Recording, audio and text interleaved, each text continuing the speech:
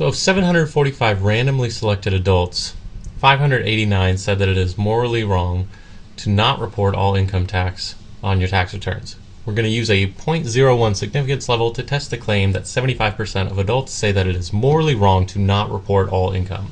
So first of all, let's identify the claim. In this case, the claim is that 75% of adults say it's morally wrong, which is to say the proportion of adults is exactly equal to 75% is the claim. So we're going to use P equals 0.75 for our claim. The opposite of equals then is not equals.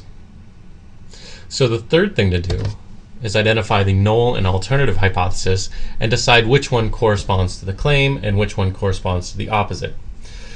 So because the claim in this case has the equal sign, that's going to correspond to our null hypothesis. So our null hypothesis will be that P equals 0.75, and our alternative hypothesis will be P does not equal 0.75. Now because the alternative hypothesis is not equals, that tells us this is a two-tailed test. Step 4 then is to calculate the test statistic for this sample. So I'm going to throw everything into my test statistic formula.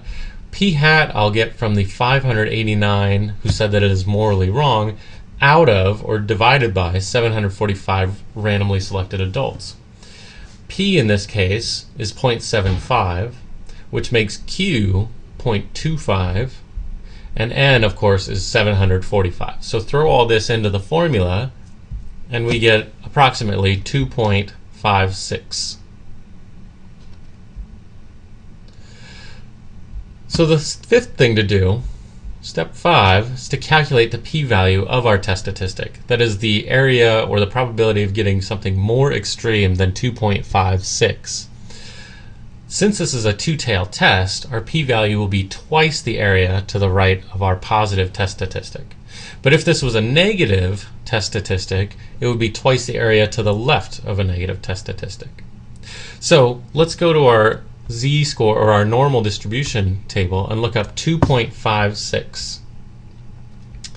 2.56 tells me there's 0.9948 to the left of my test statistic, so I'll do 1 minus that to get the area to the right, which is 0.0052, and of course I'm multiplying by 2 since this is a two-tailed test. So the p-value in this case will be 0.0104.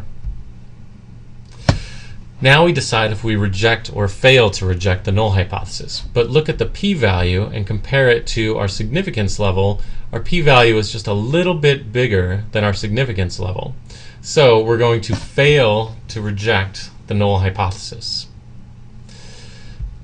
So the last thing to do is interpret the results, and to do that we'll go back to the beginning and figure out which one the null hypothesis corresponded to. So in this case, the null hypothesis corresponded to the original claim. So I'm going to cross out the other one because we failed to reject the null hypothesis.